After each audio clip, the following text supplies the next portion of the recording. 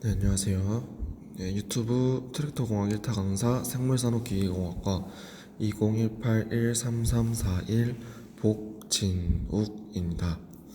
네, 이번 시간에는 제가 몸을 좀 다쳐가지고 음성으로만 강의를 이어가도록 하겠습니다.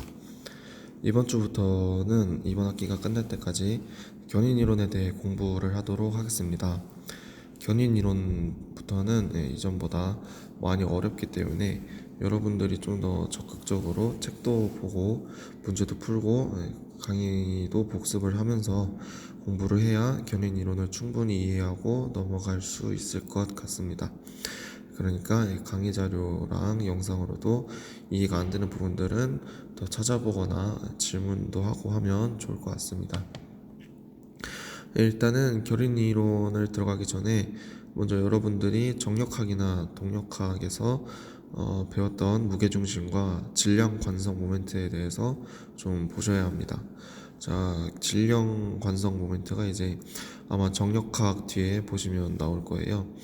그때 봤을 텐데 혹시 지금 기억이 잘 안 나거나 하시는 분들은 꼭 한번 다시 찾아봤으면 좋겠습니다. 기억이 좀 나시는 분들도 정확하게서 관련 내용 한 번 더 복습을 하고 강의를 들으시면 이해를 하는데 많은 도움이 될 것 같습니다.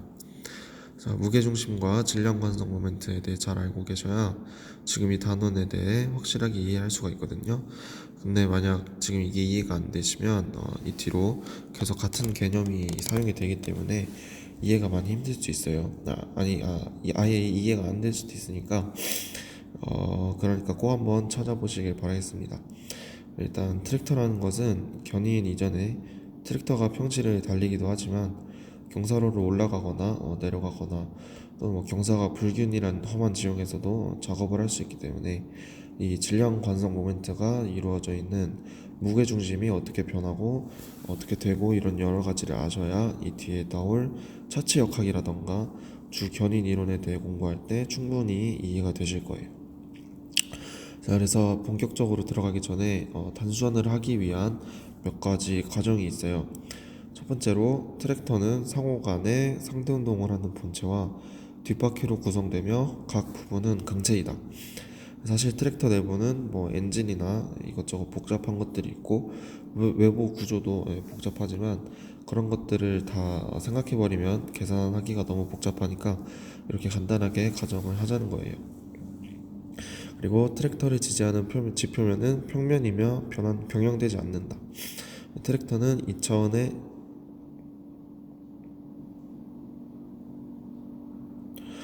트랙터를 지지하는 지표면은 평면이며 변형되지 않는다.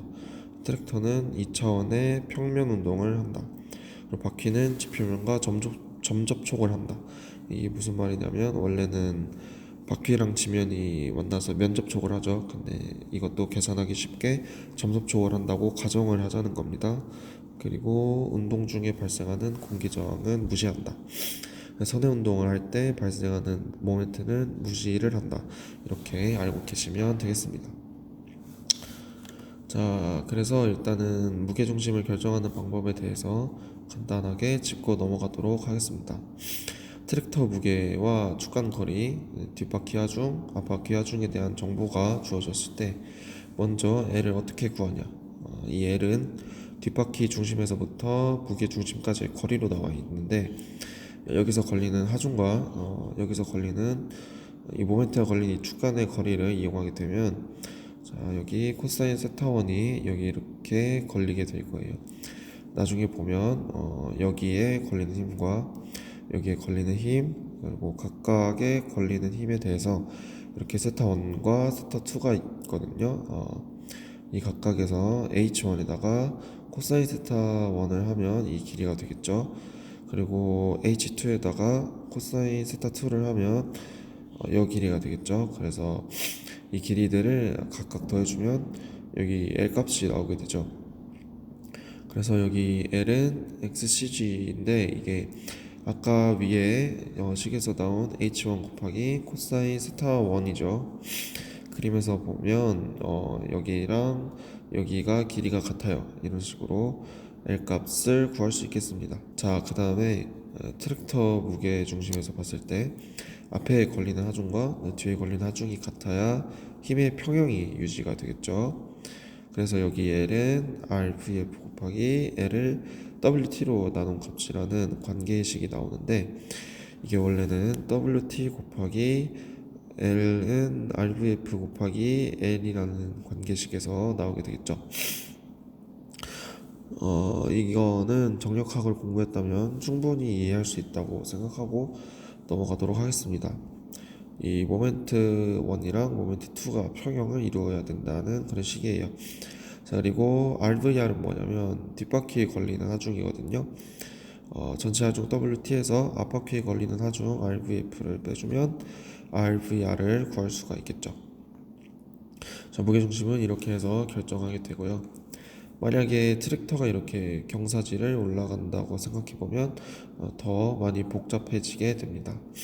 이렇게 경사지를 올라가면 앞에서는 평지기 때문에 아무 고려를 안 해줘도 되지만, 경사지에서는 경사의 각도를 고려해서 L 프라임과 스몰 M 프라임과 라지 L 프라임에 대해 새롭게 구해주어야 돼요. 이거는 코사인 감마 값을 이용해서 구하게 되는데, 옆에 나와 있다시피 앞에 나온 식에다가 코사인 감마를 곱해서 각각 정리해주면 되는 거예요. L 프라임은 RVF 프라임 곱하기 L 프라임 나누기 WT, 이거는 앞에 식과 동일하죠. 그리고 여기 L 프라임 값은 이 H가 걸리는 감마의 비율을 코사인과 사인 값 각각을 곱해주고 이 간의 거리를 빼주면 트랙터의 L 프라임을 새로 구할 수가 있게 되거든요. 그래서 이 식이나 이 식을 이용하게 되고요. 결론적으로 이런 형태의 식이 성립하게 되겠죠. 그리고 L 프라임을 풀어쓰게 되면 L 플러스 델타의 탄젠트 감마를 한 거에 곱하기 코사인 감마를 한 게 L 프라임 값이 되겠고요. 자, 여기서 감마 값은 감마 1과 감마 2가 있어요. 감마 1은 앞바퀴 중심에서 뒷바퀴 중심까지의 각도를 감마 1이라고 하고요. 이 차체로 그대로 내렸을 때 이거를 감마 2라고 해서 이 두 개를 더한 값이 감마 값이 되겠습니다.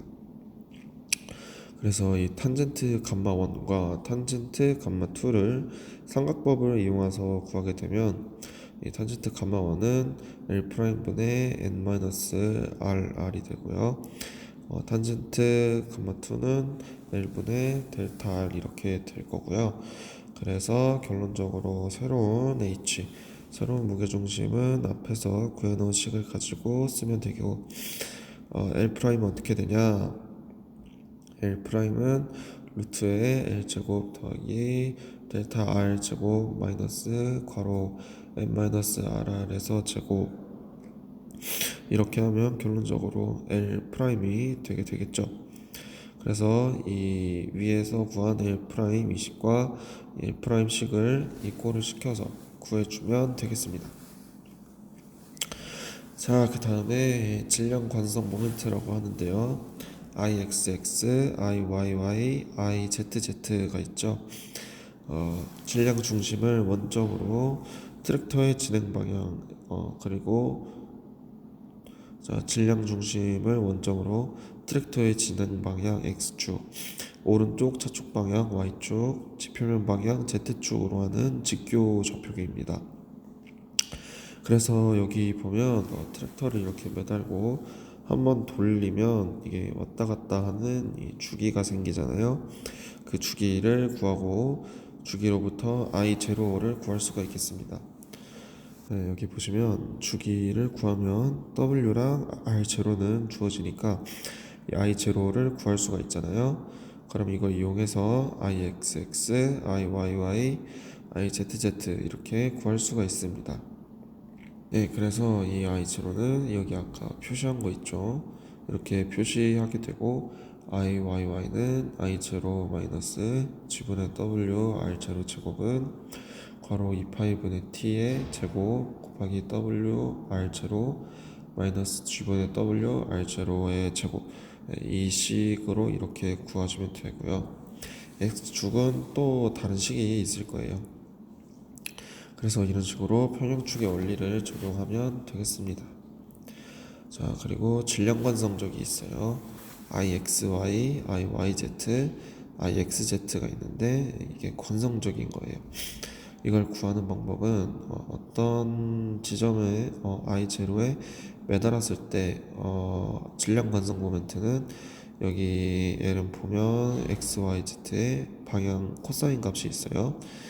그래서 각각의 가해지는 코사인 값을 L이랑 M, N 이렇게 구해서 집어넣어 주게 되면 IXX, IYY, IZZ 앞에서 구한 거고, 그리고 IXY, IYZ, IXZ를 각각 구해주시면 되는데, 자, 질량 중심을 통과한 XZ 평면에 대해서 좌우 대칭으로 가정을 하게 되면 트랙터의 질량 관성적 IXY랑 IXZ를 구할 수가 있는데, 그래서 IXZ는 이 LM분의 IXXL 제곱 더하기 IYYM 제곱 더하기 IZZ N 제곱 마이너스 IOM 이렇게 되니까 IOM과 구해주게 되면 그래서 IXZ를 구할 수가 있게 됩니다.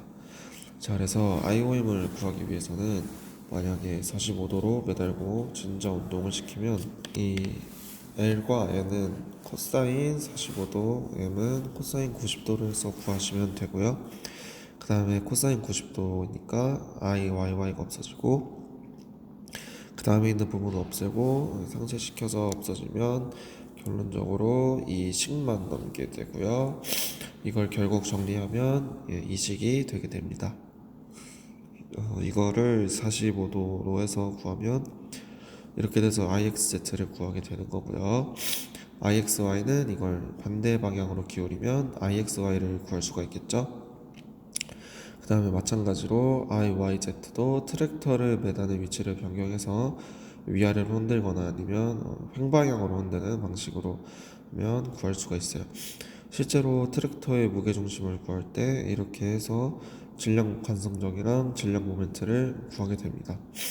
실제로 실험도 이렇게 진행이 되고 있고요. 네, 이제 도로 차량의 성능 평가 척도에 대해 보도록 하겠습니다. 여기를 보면 기본적으로 여기 파워 퍼포먼스라고 하는 동력 성능과 제동 성능이 있고요.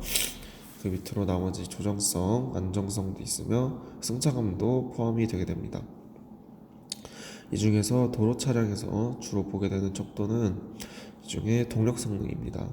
동력 성능은 엔진 및 동력 전달 장치의 성능, 제원 등에 영향을 받기 때문에 이 엔진이나 동력 전달 장치의 효율적인 측면이나 능력 이런 걸 볼 때는 동력 성능을 가지고 평가를 하게 되어 있습니다. 평가 항목에는 가속 성능, 등판 성능, 최고 속도, 연료 소비율이 있겠습니다. 그 다음에 제동 성능에는 제동 정지거리, 제동 시의 자세 변화 등이 있으며 조정성 및 안정성의 경우에는 조정 안정성, 운동성, 선회 성능이 있고요. 그리고 승차감에는 진동이나 소음이 있겠습니다. 아까도 말씀드렸지만 도로 차량의 성능 평가 척도는 주로 동력 성능을 위주로 평가를 하고 있습니다. 일반 차량의 경우에 승차감도 많이 중요시 되겠지만 트랙터의 경우에는 동력 성능이 거의 주가 되겠고요. 다음으로 차량이 낼 수 있는 성능을 보면 타이어에 의해 산출되는 구동력, 트랙티브 에포트와 제동력 브레이킹이 있고요.